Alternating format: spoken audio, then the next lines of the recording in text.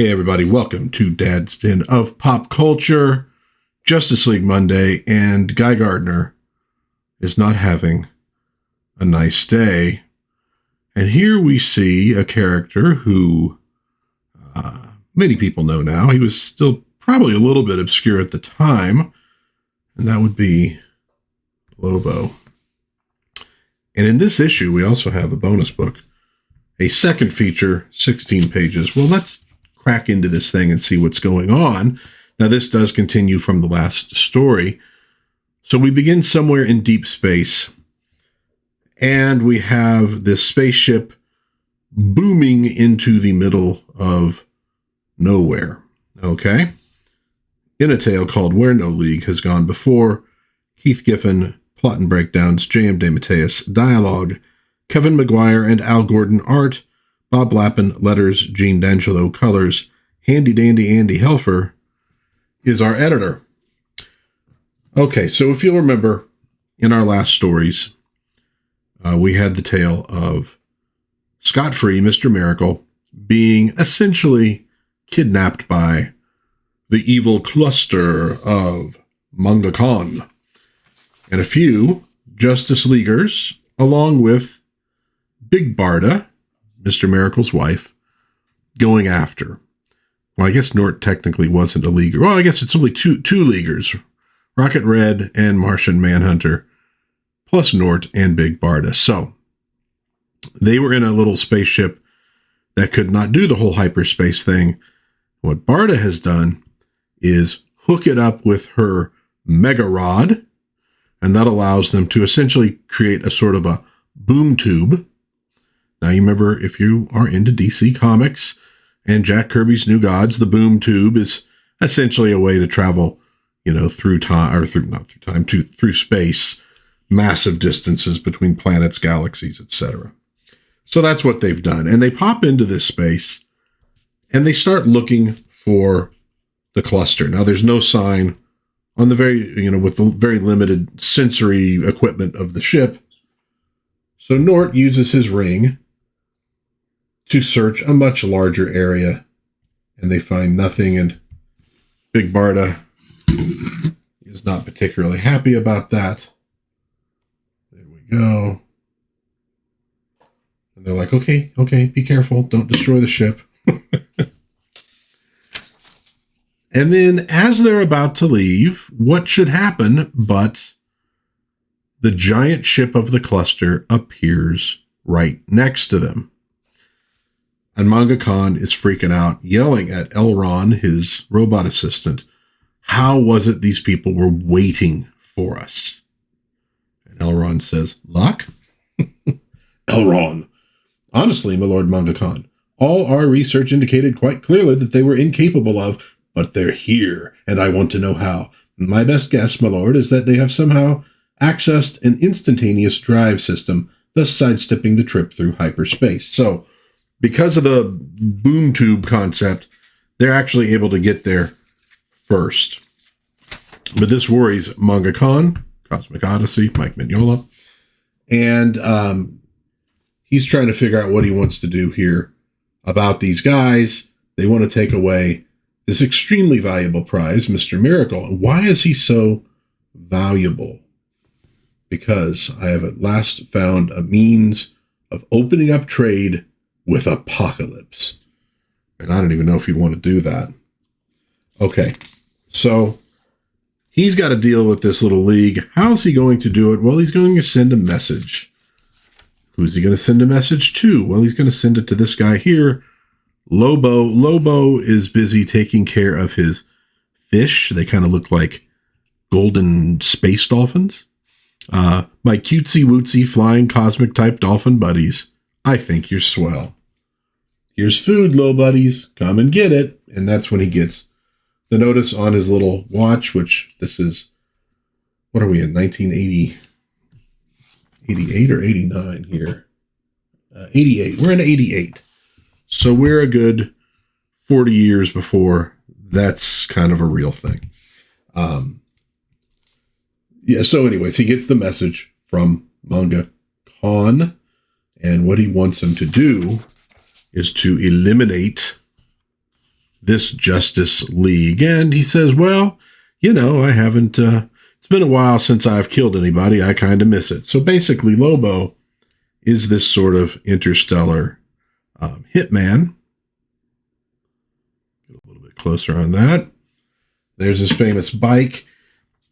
That's something I kind of wish they had made with that, the McFarlane Superpowers series, which I got the Lobo. Actually, I should go get Lobo.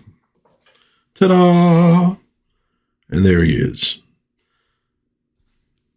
So, yeah, it would be kind of cool if they would have made a bike to go with him, because the bike is pretty darn cool. Okay. So where are we? We have this nice little split screen of each panel of, of John Jones and Manga Khan. They're just sitting there. And Barda and Elron, we should make the first move. And those two, no, we wait. And then see, he's coming. Look, something's coming. And I think here they actually, did they screw that up? Because that's the Martian Manhunter's hand. And he really should be saying, look, something's coming, because he doesn't know what it is. And there's Manga Khan. Should be saying, see, he's coming. Boom. I just won a no prize. I hope DC sends it very soon. Kerlunk, we've been hit. You certainly can't be faulted for your lack of observational skills, Rocket Red. What is it? I've got a feeling we're going to find out pretty soon. Greetings from Lobo. See, I told you so. Although I've got nothing against you personally, I've accepted a contract on your lives. Which I'm sorry to say means you've got 2 minutes to make peace with your gods. But I am an atheist. Lobo. Who is he? Damn, I've got to get the Mega Rod. So basically, he's trying to figure out from Barda who Lobo is. He says, wait, that much I figured out. Lobo, meaning the wolf. Actually, it's a Kundian dialect, meaning he who devours your entrails and thoroughly enjoys it. In case you don't get the picture, Johnny boy. We're all gonna die. So Lobo has showed up. So we're going to get a little confrontation here between Lobo and the Justice League. They decide to let him in. That way he won't just rip a hole in the hole and let himself in, which would be bad for everybody. And so he pops in. Hiya, kids. Who dies first? Get a little close up on Lobo's face. All right. Now, here's where we get this little 16-page extra story of the Justice League involving, well, we'll see what involves. We'll go through that real quick. This one is by Mark Aswith, writer, James Webb pencils, Mark Pennington inks, Duncan Andrews letterer, Danny Vozzo colors. And so we're going to go through this one kind of quickly. So this isn't a super long video. Barda is making dinner. Mr. Miracle is trying to iron his costume. He's not very good at it.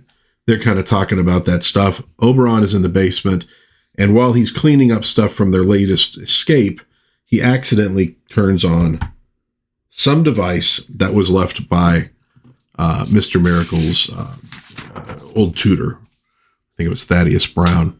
And so, as a result, it sort of blows up their house with this great big sign. Booster is rather jealous of that. He goes, man, that's great press. Do you have one of those that might say Booster Gold?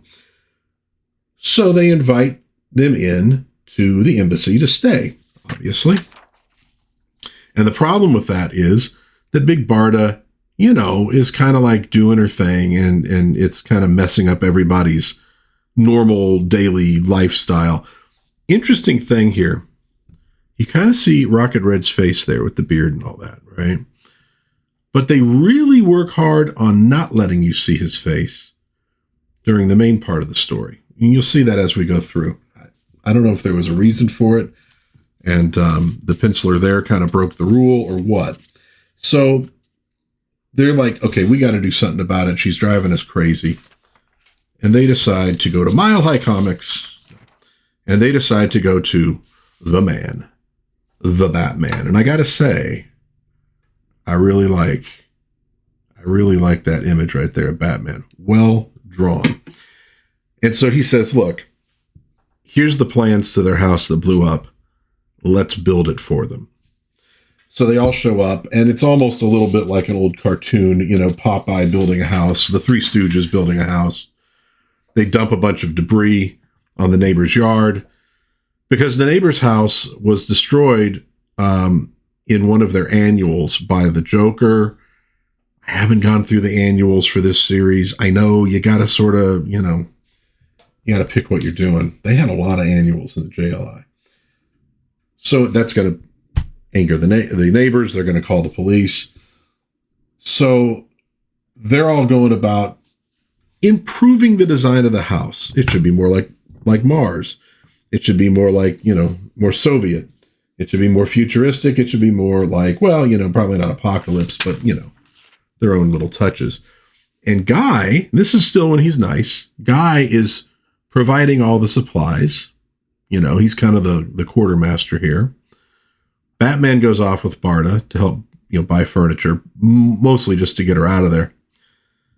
And she gets back, and Batman's like, oh, dear God, what did these idiots do? And she loves it, and you can see here the house is rather interesting. A lot of different styles there.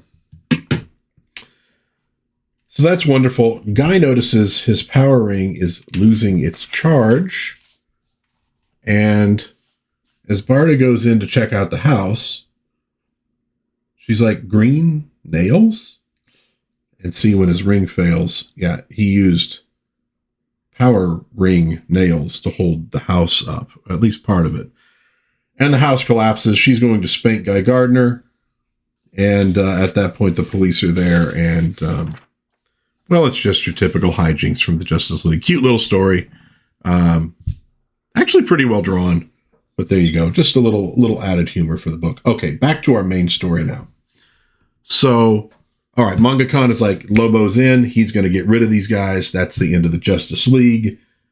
And off they go to Apocalypse to make a deal.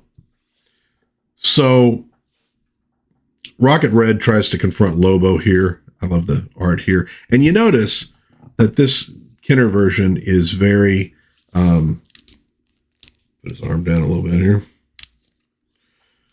It's very much the Bruce Timm version that showed up in the cartoons. Doesn't look much like the guy here, who's not massive. I guess that was kind of the point of him too. He's incredibly strong, but he doesn't look like the Hulk, So different takes on the character.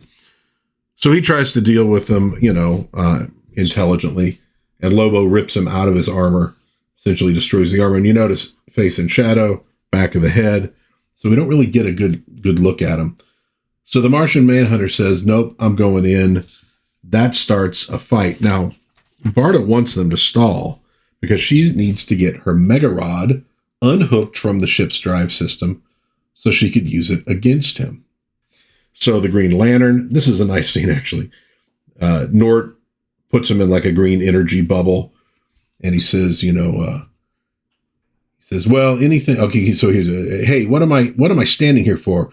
I'm a Green Lantern. Nothing can stop this old ringy-ding of mine. Well, anything yellow can stop it, but there's no yellow on that sucker. You don't honestly think this can hold me, do you? Well, yeah, I was kind of planning on it. Better make some new plans, puppy puss. That ring of yours works off willpower.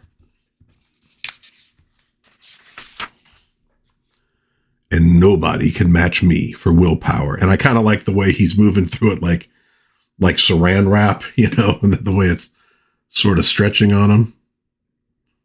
Whoops, there we go. And so out he goes, and he ends up throwing Gnort into the Martian Manhunter. And this is when Barda finally emerges with her Mega Rod. And he's like, you don't think that's going to work, right? He goes, it's time to die. And just as he's about to say die, she lets him have it. Wowzer, that stick of yours really works. Incinerated the poor schmuck, huh? No, I saw no reason to commit murder. I simply removed him. Meaning, I teleported him away, far away. Where? At the setting I use, there's no way to tell for sure, but he's out of our hair. Now, come on. Let's find the damn cluster. Let's find Scott. All right. Well, that got rid of him. It's an interesting way to do it. He'd still obviously be going after them, but it means they can go after the cluster. Well, back at JLI headquarters in New York, they forgot to color Booster Gold's leg. And so Blue Beetle has come up with a genius idea. They're going to have a membership drive because at the moment they've lost a few members. They got some of their more powerful members away on this mission. So it's really just, well, these 4 at the moment. And they need to do something about it. And they're like, no, that's a dumb idea. We're not going to do that. Yada, yada, yada. And, B is like, we should be more like Guy. Calm, cool, collected. And he's saying, I never realized before how profound Leonard Nimoy's poetry is. Reading I Am Not Spock. And then, boom, who should appear but Lobo? And in so doing, he slams right into Guy Gardner. And we hear them say, who is that? He looks mean, whoever he is. Folks, I think we've got a major problem. Damn straight you do. Now that's coming from behind them. I'm back. So yes, the angry, mildly evil Guy Gardner is back. His good guy persona is over with. Of course, that is part of the origin, not of this cover, but of the next cover, which we will look at next Monday for Justice League Monday. So there you go, folks. Justice League International number 18. We're advancing the story of Manga Khan. They're going to be going to Apocalypse, chased by John Jones and Rocket Red, who is no longer wearing armor at the moment, much to his chagrin. Gnort and Big Barda. And back at home, Lobo has just shown up. And as a result, we get the old Guy Gardner back. I don't know which of those things is worse. That'll do it for this particular issue. Let me know in the comments what you think of this one. I'd love to hear from you. If you enjoyed this video, please give it a like, maybe subscribe, maybe share with a friend. But until next time, God bless everybody. Please be kind to one another. Have a little bit of fun out there. And I will see you again, hopefully soon, in Dad's Den of Pop Culture. Bye-bye.